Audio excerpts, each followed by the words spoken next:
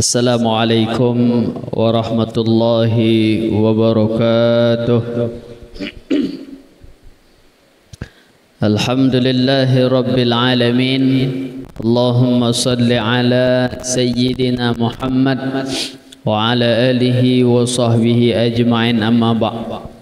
Segala puji syukur bagi Allah Subhanahu wa taala. Salawat dan salam bagi Rasulullah sallallahu alaihi wasallam.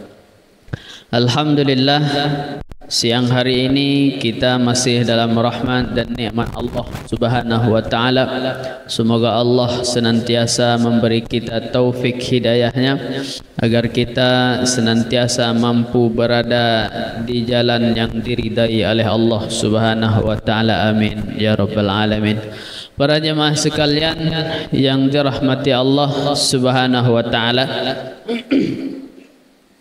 di dalam sebuah hadis Rasulullah sallallahu alaihi wasallam bersabda yang berbunyi, Al-fajir ar-raji rahmatallahi ta'ala aqrabu ilallahi ta'ala minal abidil muqbik. Bahwa seseorang pendosa yang mengharapkan rahmat Allah itu lebih dekat kepada Allah Subhanahu wa taala daripada seorang ahli ibadah namun putus asa daripada rahmat Allah Subhanahu wa taala. Dalam arti kata, melalui hadis ini yang bahwa menunjukkan yang pertama bahwa rahmat Allah Subhanahu wa taala itu sangat luas, sehingga dikisahkan yang bahwa di ketika Fir'aun tenggelam di Laut Merah sebelum ajalnya dicabut oleh Allah Subhanahu wa taala, Fir'aun itu memanggil nama Nabi Musa alaihi salam sebanyak lebih kurang 99 kali, meminta bantuan kepada Nabi Musa alaihi salam, tapi Nabi Musa tidak mau membantu daripada Fir'aun. Allah Subhanahu wa taala bertanya kepada Nabi Musa alaihi salam, "Ya Nabi Musa, kenapa engkau tidak mau membantu daripada Fir'aun, padahal ia telah berulang-ulang kali memanggil namamu?" Kata Nabi Musa alaihi salam, "Untuk apa ya Allah bantu orang macam tu? Bantu orang bangsat macam tu untuk apa ya Allah?" Maka Allah berkata kepada Nabi Musa alaihi salam, "Wahai Nabi Musa, ketahuilah, kalau seandainya tadi Fir'aun itu memanggil nama saya sekali baik dia manggil nama saya akan selamatkan daripada Fir'aun itu." Ini menunjukkan apa? Bahwa rahmat Allah itu sangat luas. Maka dari hadis ini, kita ni sebagai orang yang ahli pendosa, yang ahli maksiat boleh dikata, sembahyang kita belum khusyuk, sedekah kita belum ampunan daripada Allah Subhanahu wa taala, karena Allah Subhanahu wa taala Maha Pengampun dan Maha Pengasih. Maka semaksiat apapun kita, tetap kita meminta ampun, tetap kita mengayu kepada Allah, "Ya Allah, ampuni dosa saya ya Allah." Dalam hal ini ada satu kisah pada zaman Nabi Musa alaihi salam. Pada zaman Nabi Musa alaihi salam ada seorang laki-laki meninggal dunia. Saking terkenalnya laki-laki ini dengan kemaksiatannya, mungkin mabuk itulah terang-terangan, judi itulah terang-terangan. Jadi memang maksiat ini tidak disembunyikan lagi, memanglah terang-terangan dia bermaksiat di tengah masyarakat. Di ketika dia meninggal, maka saking bencinya penduduk setempat itu, laki-laki yang mati ini dibuang ke tempat tong sampah.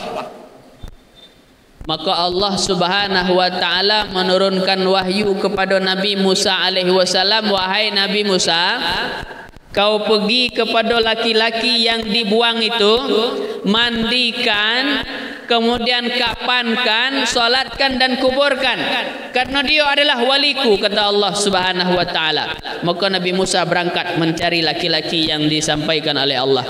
Setelah disampai di tempat penduduk pemukiman daripada orang tersebut, maka masyarakat setempat ni berkata kepada Nabi Musa, untuk apa nak ngurus dia tu? Dia hidupnya macam ko, dia hidup macam ni, dia hidup macam ni. Disampaikan semua maksiatnya. Maka Nabi Musa heran. Wahai Allah, kenapa kok bisa laki-laki ini menjadi walimu, sementara pengakuan penduduk setempat dia macam ni dahsyatnya kemaksiatannya? Maka Allah Subhanahu wa taala berkata kepada Nabi Musa alaihi salam, wahai Nabi Musa, macam mana saya dak ampuni pemuda laki-laki ini? Karena saya yang pertama adalah sangat pengasih dan penyayang. Dan laki-laki ini sebelum dia wafat, dia senantiasa meminta kepada saya 3 hal. Dan kalau seandainya seluruh pendosa meminta 3 hal ni, saya akan juga berikan. Apa yang pertama diminta oleh laki-laki ini? Kata laki-laki ini, ya Allah, saya ini ahli maksiat ya Allah, dan Engkau maha mengetahui kemaksiatan saya ya Allah. Saya berjudi, Engkau maha mengetahui ya Allah. Tapi ketahuilah ya Allah, meskipun saya maksiat kepada judi, tapi saya benci judi itu ya Allah. Meskipun saya melakukan mabuk, tapi saya benci daripada mabuk itu ya Allah. Tapi saya tak kuasa untuk meninggalkan itu ya Allah. Saya tak mampu meninggalkan perbuatan itu ya Allah. Maka oleh karena itu ya Allah, ampuni saya ya Allah, ampuni dosa saya ya Allah. Itu permintaan yang pertama. Permintaan yang kedua, ya Allah, saya ni hidup di tengah orang fasik ya Allah. Saya hidup di tengah orang yang bermaksiat ya Allah. Tetapi saya pengen juga duduk dengan orang yang soleh. Saya pengen juga duduk dengan orang yang baik. Saya pengen juga berkumpul dengan orang yang baik ya Allah. Maka oleh karena itu ya Allah, ampuni dosa saya ya Allah. Yang ketiga yang diminta oleh laki-laki ini, ya Allah, meskipun pergaulan saya dengan orang yang fasik ya Allah, kalau seandainya diberi pilihan, pilih orang fasik ataupun orang yang baik, saya akan pilih orang baik ya Allah.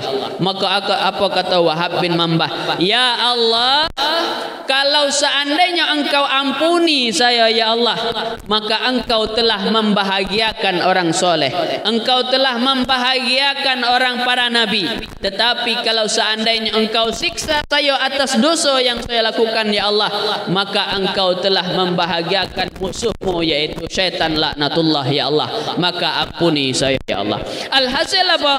Laki-laki ini mendapat rahmat Allah, diampuni oleh Allah, sehingga mendapat ridha Allah Subhanahu wa taala. Dalam arti kata apa? Semaksiat apapun kita, sebagaimanapun kita hidup di dunia ini, tetapi jangan kita pernah putus asa meminta ampun kepada Allah. Jangan pernah kita putus asa untuk meminta rahmat Allah Subhanahu wa taala, karena rahmat Allah itu luas, karena Allah Maha Pengampun lagi Maha Penyayang. Maka mudah-mudahan kita senantiasa diberi oleh Allah taufik hidayahnya, agar kita memperbanyak istighfar, memperbanyak yaitu meminta ampun kepada Allah Subhanahu wa taala. Dengan wasilah itu kita pun menjadi hamba yang diridai oleh Allah Subhanahu wa taala. Amin ya rabbal alamin. Sekian, wabillahi taufik wal hidayah. Assalamualaikum warahmatullahi wabarakatuh.